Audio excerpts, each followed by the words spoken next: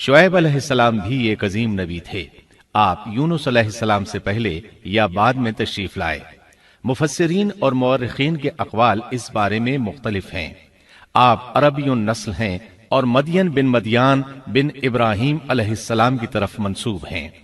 आप जिस शहर में मबूस हुए उसका नाम मदियन था, या फिर ये उस कबीले का नाम था जो उस बस्ती में आबाद था। मदियन का ये शहर मशहूर शहर माआन के करीब ही था। आजकल ये उर्दन में है। माआन कौम लूत के बुहैरा के करीब था।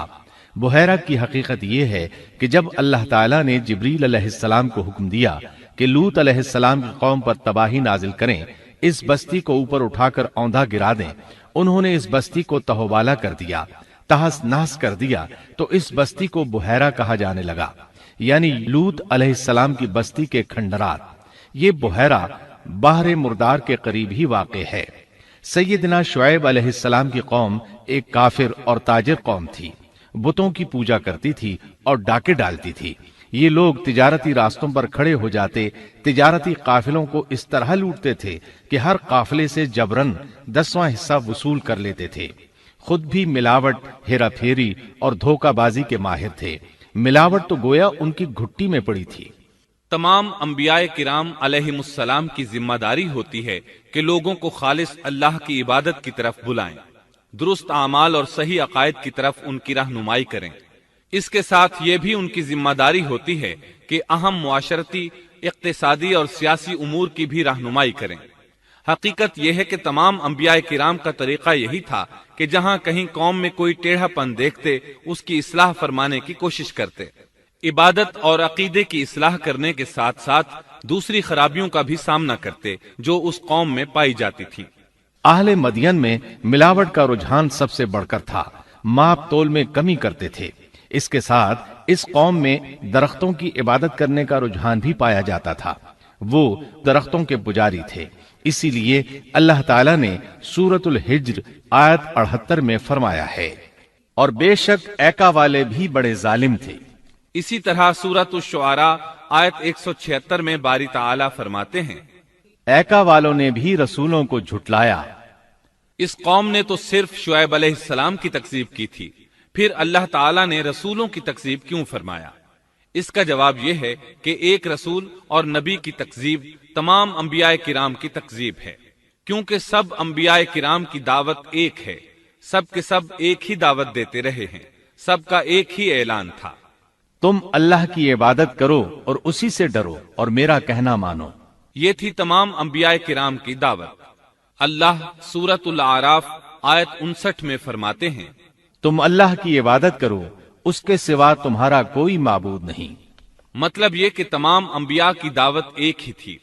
अब जो आदमी सिर्फ एक नबी को झुटलाता है, उसकी तालीमात से कुफ्र करता है, तो गोया वो सबको झुटलाता है, सभी की तालीमात से इनकार करता है। यही वजह है कि अल्लाह ताला ने फरमाया, ऐका वालों ने रसूलों को झुटलाया, बावजूद इसके कि उन्होंने सिर्फ एक रसूल को झुटलाया था। शुएब अलैहिस्सलाम ने कौम को दावत देनी शुरू की। अल्लाह ताला सूरह आराफ आयत 85 में फरमाते हैं, और हमने मदियन की तरफ उनके भाई शुएब को भेजा।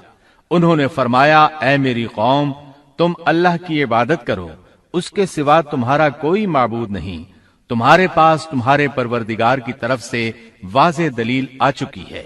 सब के सब अंबियाए किराम मोजज़ात के साथ तशरीफ लाए हैं। अगर मोजज़ात न होते तो लोगों को कैसे पहचान होती कि वो हक पर हैं? मोजज़ात न होते तो हम एक सच्चे नबी और नबुव्वत के झूठे मुद्दई के दरमियान फर्क कैसे कर सकते थे? नबी बरहक तो मोजज़ात लेकर आता है। दुनिया में कोई नबी ऐसा नहीं आया जो मोजज़ात लेकर न आया हो। मोजज़े की तारीफ में उलमा लिखते हैं, मोजज़ा उस खिलाफ आदत अम्र को कहते हैं जो इंसानों की ताकत से बाला हो और उसमें किसी आदमी का अमल दखल न हो, यानी जिसको पेश करने से इंसान आजिज हो। आजिज करने वाली वही चीज होती है जो जमीनी कवानीन और जवाबित के खिलाफ हो। मसलन मुर्दों का जिंदा करना, पहाड़ों को चीर कर ऊंटनी का निकल आना, लाठी का सांप बन जाना, चांद का 2 टुकड़े होना और दीगर मौजज़ात। मुख्तसर ये कि जो नबी दुनिया में तशरीफ लाए कोई ना कोई मौजज़ा जरूर साथ लाए ताकि लोग उनकी सच्चाई पर ईमान ले आए। اگر کوئی شخص نبوت کا دعویٰ کرے اور ہاتھ کی صفائی سے کوئی شعبدہ دکھائے تو وہ معجزہ نہیں ہے۔ معجزہ ہونے کے لیے چند شرائط ہیں۔ نمبر 1، وہ کام خلاف عادت ہو، قوانین فطرت کو توڑنے والا ہو۔ نمبر 2، اس کام کو اللہ کسی نبی یا رسول کے ہاتھوں پر ظاہر کرے۔ نمبر 3، عورتوں سے ظاہر نہ ہو، اس لیے کہ انبیاء سب کے سب مرد تھے۔ اللہ تعالیٰ سورہ یوسف آیت 109 میں فرماتے ہیں، آپ سے پہلے ہم نے جتنے رسول بھیجے سب مرد ہی تھے۔ نمبر 4، اس معجزے سے وہ دوسروں کو چیلنج بھی کرے کہ مخالفین میں سے کوئی ایسا کر کے دکھائے، چاہے سب مل کر دکھائیں، مطلب یہ کہ وہ معجزہ سب کے لیے چیلنج ہو۔ شعیب علیہ السلام نے بھی اپنے معجزے کے ذریعے اپنی قوم کو چیلنج کیا۔ اللہ تعالیٰ ان کی زبان سے سورہ آراف آیت 85 میں فرماتے ہیں، تمہارے پاس تمہارے رب کی طرف سے واضح دلیل آ چکی ہے۔ شعیب علیہ السلام ایسے واضح اور روشن امور ان کے سامنے پیش کرتے ہیں کہ جن پر عمل پیرا ہو کر وہ دنیا و آخرت میں فلاح پا سکتے تھے۔ سورۃ الاعراف آیت 85 میں ہے، بس تم ناپ تول پورا کیا کرو اور لوگوں کو ان کی چیزیں کم کر کے مت دو، اور روئے زمین میں اس کے بعد کہ اس کی درستی کر دی گئی فساد مت پھیلاؤ، یہ تمہارے لیے فائدہ مند ہے اگر تم تصدیق کرو۔ اللہ تعالیٰ سورۃ الاعراف آیت 86 میں فرماتے ہیں، اور تم سڑکوں پر اس غرض سے مت بیٹھا کرو کہ اللہ پر ایمان لانے والوں کو دھمکیاں دو۔ مطلب یہ کہ تمام تجارتی راستوں میں کٹوتیاں کرنے کے لیے نہ بیٹھا کرو، اگر وہ تمہیں رقوم ادا نہیں کرتے تو تم انہیں دھمکیاں دیتے ہو، جیسا کہ سورۃ الاعراف آیت 86 میں ہے۔ اور تم سڑکوں پر اس غرض سے نہ بیٹھو کہ اللہ پر ایمان لانے والوں کو دھمکیاں دو اور اللہ کی راہ سے روکو اور اس میں کجی تلاش کرنے میں لگے رہو۔ اللہ تعالیٰ سورۃ الاعراف آیت 86 میں فرماتے ہیں، اور اس حالت کو یاد کرو جبکہ تم کم تھے، پھر اللہ نے تمہیں زیادہ کر دیا۔ ان کی تعداد بالکل تھوڑی سی تھی، اللہ نے بڑی تیزی سے ان کی تعداد میں اضافہ کر دیا، لیکن جب انہوں نے شعیب علیہ السلام کی بات کو نہ مانا تو ان کا انجام کیا ہوا؟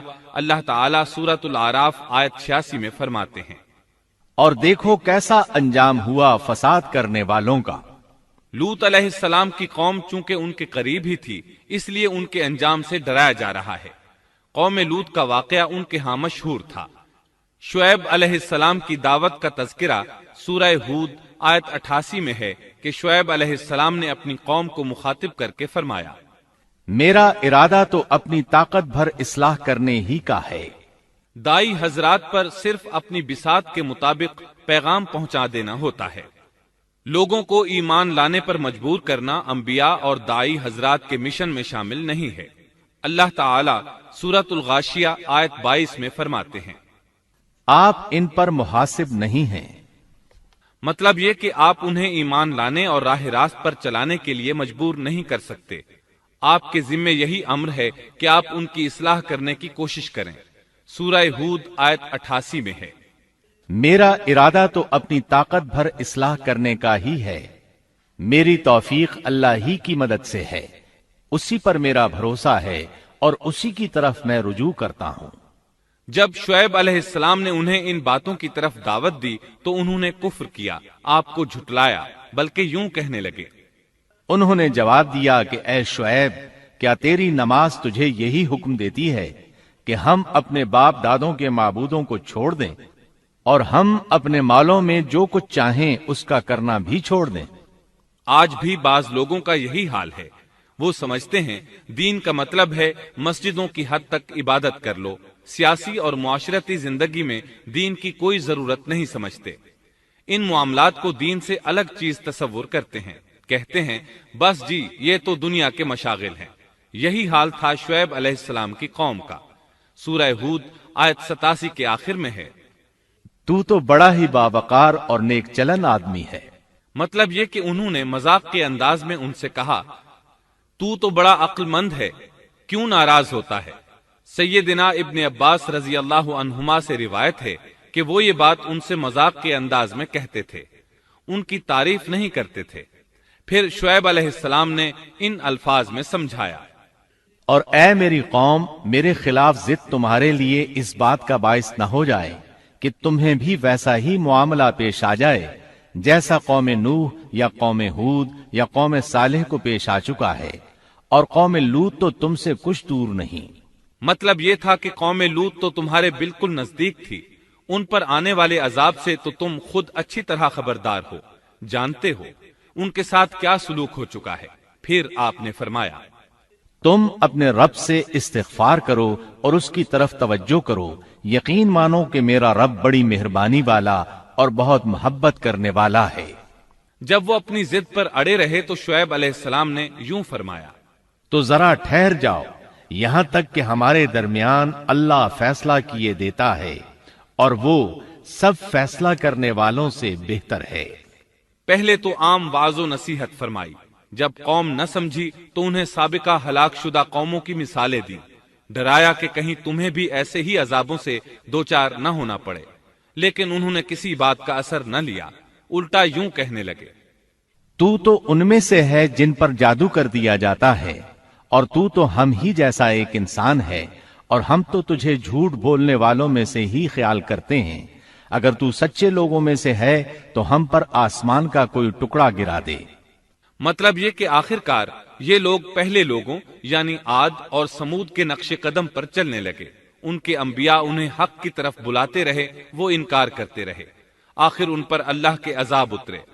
ایسے ہی یہ لوگ بھی شعیب علیہ السلام کو دھمکیاں دینے لگے، ان کے مقابلے پر اتر آئے۔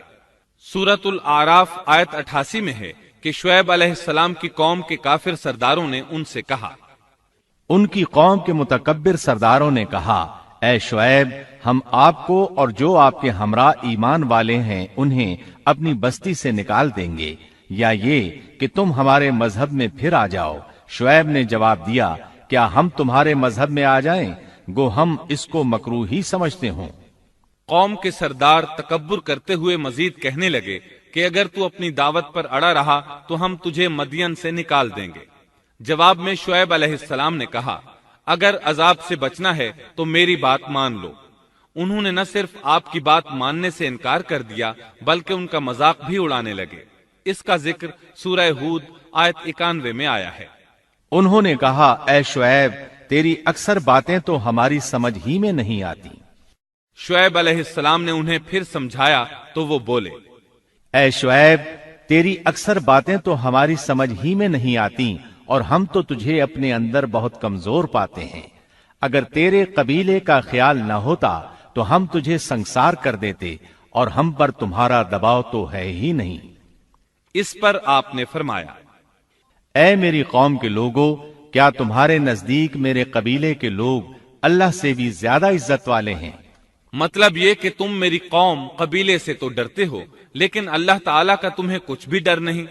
اس موقع پر انہوں نے اپنی قوم کو یوں خبردار کیا، اے میری قوم، اب تم اپنی جگہ عمل کیے جاؤ، میں بھی عمل کر رہا ہوں۔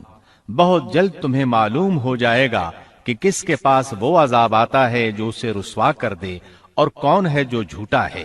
تم بھی انتظار کرو، میں بھی تمہارے ساتھ انتظار کرتا ہوں۔ پھر آپ نے دعا فرمائی، اے اللہ، میرے اور میری قوم کے درمیان فیصلہ کر دے۔ ادھر قوم کے لوگ انہیں بستی سے نکالنے اور سنسار کرنے کی دھمکیاں دینے لگے۔ آپ کی دعا کے الفاظ سورہ اعراف آیت 89 میں آئے ہیں، اے ہمارے پروردگار، ہمارے اور ہماری قوم کے درمیان حق کے موافق فیصلہ کر دے، اور تو سب سے اچھا فیصلہ کرنے والا ہے۔ آخرکار فیصلے کی گھڑی آ پہنچی۔ اللہ تعالیٰ نے سیدنا شعیب علیہ السلام اور ان پر ایمان لانے والوں کو نجات عطا فرمائی، اور ان کی قوم پر عجیب و غریب عذاب نازل ہونا شروع ہوا، اور عذاب صرف ایک ہی قسم کا نہیں تھا، کئی نوعیتوں اور شکلوں میں آیا۔ اللہ سبحانہ و تعالی ہمیں اپنی قدرت کی نشانیاں دکھاتے ہیں کہ قوم عاد کس طرح تند و تیز ہواؤں سے تباہ کی گئی، جبکہ شعیب علیہ السلام کی قوم کو اس کے بالکل برعکس عذاب دیا گیا۔ اللہ تعالیٰ نے ہوا کو روک لیا، حالت ایسی ہو گئی کہ ہوا بالکل نہ چلی، گرمی اور حرارت تیز ہو گئی۔ پھر اللہ تعالیٰ نے بستی سے باہر ایک بادل بھیجا، اس کے نیچے سایہ تھا، بچے، بوڑھے، جوان اور عورتیں سبھی اس سائے میں جگہ پانے کے لیے بھاگے تاکہ گرمی سے بچ سکیں۔ آخر بادل کے نیچے پہنچ کر بیٹھ گئے۔ جو ہی سب وہاں پہنچ کر بیٹھے، ان کے نیچے کی زمین ہلنے لگی، ہچکولے کھانے لگی، یہاں تک کہ زلزلہ شروع ہو گیا۔ سب گھٹنوں کے بل گرتے چلے گئے۔ اسی وقت جبریل علیہ السلام تشریف لائے اور ایسی زوردار چیخ ماری کہ اس چیخ کی شدت کی تاب نہ لاتے ہوئے سب کے سب وہیں ڈھیر ہو گئے۔ اللہ تعالیٰ سورۃ الشعراء آیت 189 میں فرماتے ہیں، پس انہیں سائبان والے دن کے عذاب نے پکڑ لیا۔ جب انہوں نے سائے اور ہوا کو گم پایا تو بادل کو دیکھتے ہی اس کے سائے کی طرف لپکے، لیکن اس میں تو عذاب تھا اور انہوں نے یہی تو کہا تھا، اگر تم سچے لوگوں میں سے ہو تو ہم پر آسمان کا کوئی ٹکڑا گرا دو۔ بس اللہ تعالیٰ نے آسمان سے ایسا ہی عذاب بھیج دیا۔ اللہ سورہ آراف آیت 91 میں فرماتے ہیں، پس انہیں زلزلے نے آ پکڑا، سو وہ اوندھے کے اوندھے پڑے رہ گئے۔